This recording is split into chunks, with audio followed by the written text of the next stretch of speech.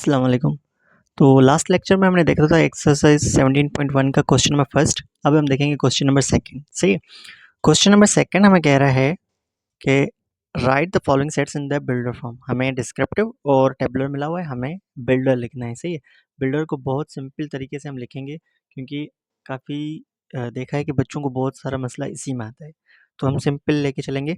First number question कह रहा है set of all rational numbers. सही है, बिटवीन 5 एंड 6। मैंने आपको बताया था कि आपने एक चीज़ नोट करनी है, एक तो रिलेशन, दूसरा लिमिट। तो यहाँ पे हम लिखेंगे a is equals to x such that x. यहाँ तक तो ये लिखना ही होता है। बिलोंग्स टू, ये भी लिखना होता है। किससे है? रेशनल से। सही है, यहाँ तक बात हो गई। अब हमने लिखना है लिमिट। लिमिट क्या है? एंड लिखना होता है। उसके बाद लिमिट लिखनी है। लिमिट क्या है कि 5 और 6 के दरमियान। तो हम लिखेंगे भाई 5 is less than x, x is less than 6। 5 और 6 के दरमियान जो भी रेशनल नंबर्स हैं वो यहाँ पे आ गए। सही। अच्छा, क्वेश्चन नंबर सेकंड का सेकंड पार्ट हमें कहता है कि 1 2 3 4 6 12। 1 2 3 4 6 12 क्या है? ना तो कंपोजिट दिख रहे हैं, ना तो प्राइम दिख रहे हैं, ना तो इवन दिख रहे हैं, ना तो ऑड। किस तरह से सोचें क्या है ये? सही है। एक चीज़ यहाँ पे देखें कि ये जो भी नंबर्स हैं ये सब के सब कुछ कॉमन है इनमें। कुछ कॉमन क्या है कि अगर मैं देखूँ तो ये 1 भी है, ये 12 12 का टेबल जो है, मतलब 12 नंबर को लगता है, इसका टेबल लगता है 1 का, 2 का भी लगता है, 3 का भी लगता है, 4 का भी लगता है, 6 का भी लगता है, 12 का खुद का भी टेबल खुद को लगता है। इसका मतलब ये लग रहा है मुझे कि ये सारे के सारे फैक्टर्स हैं। सही है, मतलब 12 के फैक्टर्स हैं। अगर सिंपल ये कहूँ कि ये सारे के सारे डिवीजर हैं। डिवीजर कैसे हैं कि ये सारे के सारे 12 को टेबल तो लगाते हैं, तो हम लिख सकते हैं। और ये भी चीज़ कॉमन है कि ये सारे के सारे पॉजिटिव हैं, तो मैं लिख दूँ b is equals to x such that x. सही है, एक्स क्या है? X is a positive. Positive लिख रहे हैं, लिखें ज़रूरी, क्योंकि नेगेटिव भी तो हो सकते थे ना, पर पॉजिटिव दिए हुए हैं। X is a positive divisor. Divisor मतलब जो टेबल लगाता हो। सही है, डिवीजर ऑफ 12। ये हो गया हमारा सेकंड पार्ट। थर्ड पार्ट में हमें कहता है, ये फर्स्ट पार्ट, सेकंड और ये थर्ड। थर्ड पार्ट हमें कह रहा है सी, देख लेते हैं। 0 से लेकर, मतलब 0 से प्लस आगे वाले नंबर्स भी हैं, माइनस वाले नंबर्स भी हैं। मतलब 0 से लेकर आगे वाले नंबर्स जो भी हैं प्लस के 40 तक, माइनस वाले भी 40 तक। दिस मीन, मैंने आपको बताया था कि प्लस माइनस साथ में लिखे होते हैं, इसका मतलब ये होता है इंटीजर्स को ये दिखा रहा है। तो हम लिख सकते हैं कि x such that x belongs to किससे? इंटीजर्स से। सही है, इंटीजर्स एंड, यहाँ तक भी लिखना होता है। अब लिखेंगे लिमिट। लिमिट क्या है? लिमिट ये है कि 40 is less than and equals to, क्योंकि हमने 40 को शामिल किया है, less than equals to x, x is less than equals to 40। इसका मतलब ये है कि माइनस के 40। सही है, माइनस का 40, माइनस का 40 टू प्लस का 40 इंक्लूड करके जो भी दरमियान सारे नंबर्स हैं वो सारे के सारे इसके अंदर इंक्लूड हो जाएंगे। बस सिंपल, इतना सिंपल है। उसके बाद हम देखते हैं डी इज इक्वल्स टू चौथा पार्ट। क्वेश्चन हमें कह रहा है -4, -2, 0 to 4। सिंपल है, दिख रहा है कि ये इवन नंबर्स हैं। सही है, और -4 से लेकर +4 तक सारे के सारे इवन नंबर्स हैं। तो लिख देंगे भाई x such that x belongs to even numbers.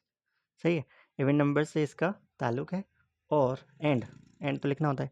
And -4 is less than, -4 is less than and equals to x, x is less than equals to 4। मतलब -4 से लेकर +4 के दरमियान जो भी इवन नंबर्स हैं इनको इंक्लूड करके। सही है। अच्छा, अगर ये लेस देन इक्वल्स टू नहीं लिखना है ना आपने, तो आप इस तरह से लिख सकते हैं कि 5 is less then x, -5 is less then x and x is less then 5। इससे क्या होगा? इसका मतलब ये है -5 से +5 के दरमियान जो भी इवन नंबर्स होंगे। अब इवन नंबर्स -5 से +5 तक जो भी होंगे हम इसको लिख सकते हैं। वो कौन से हैं? -4, -2, 0, 2, 4। सही है, इस तरह से भी हम अगर लिखना चाहें तो लिख सकते हैं, कोई इशू नहीं है इसका भी। अच्छा, उसके बाद है 5। पार्ट, 5 पार्ट हमें कह रहा है 1, 4, 9, 6, 12 और 25। सही है। अब ये मुझे क्या दिख रहे हैं, एक मुझे चीज़ यहाँ पे कॉमन ये दिख रही है कि ना तो नेगेटिव है पॉजिटिव। सही है, पॉजिटिव तो हैं पर या ना तो ऑड है ना तो इवन है, क्योंकि 1, 4, 9 भी आ रहा है इसके अंदर, 25 भी आ रहा है जो कि ऑड नंबर्स हैं, 16 पॉजिटिव इवन नंबर है।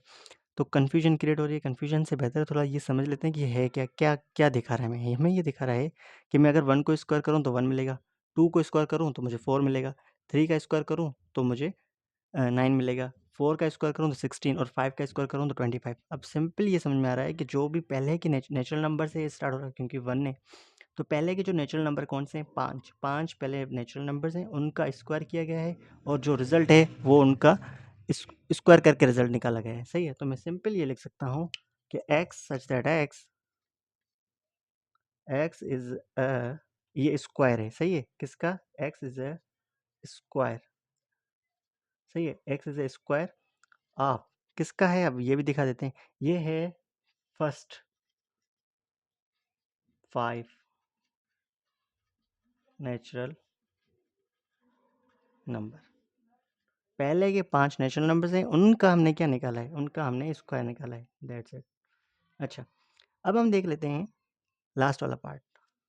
लास्ट वाले पार्ट में हमें कह रहा है f इज इक्वल टू, क्या कहता है, -1, -3, -5, -7 एंड सो ऑन। इसका मतलब ये है कि ये हमारे ऑड इंटीजर्स हैं। ऑड इंटीजर्स भी कौन से हैं, नेगेटिव है। सही है, ये भी हमें दिख रहा है कि ये नेगेटिव ऑड इंटीजर्स है। तो हम लिख सकते हैं x सच दैट x, यहाँ पे लिख दें आप, x is a negative odd integer. ये भी लिख सकते हैं डिस्क्रिप्टिव में, अगर लिखना चाहे तो भी ठीक है, आपकी मर्जी है। x belongs to odd. सही है, and x is less than 0। मतलब वो नंबर्स क्या हैं, वो सारे के सारे जीरो से छोटे वाले। अब जीरो से छोटे वाले जो भी और नंबर्स हैं वो कौन से होंगे, ऑब्वियसली नेगेटिव ही होंगे।